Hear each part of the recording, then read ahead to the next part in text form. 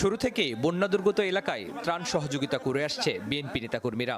কদিন আগে দলের পক্ষ থেকে গঠন করা হয় কেন্দ্রীয় ত্রাণ কমিটি।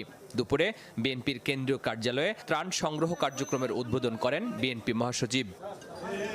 আমরা এটাও বিশ্বাস করি যে আজকে ঐক্য দিয়েই বাংলাদেশ এই দুর্যোগকে মোকাবেলা করে জয়ী হবে। প্রশাসনে এখনো সেই সমস্ত ব্যক্তিদের দেখতে পাচ্ছি যারা এই ফ্যাসিবাদী সরকারকে মদত দিয়েছে, তাদেরকে সাহায্য করেছে এবং তাদের এই হত্যাকাণ্ডের সঙ্গে তারা জড়িত দিয়েছে।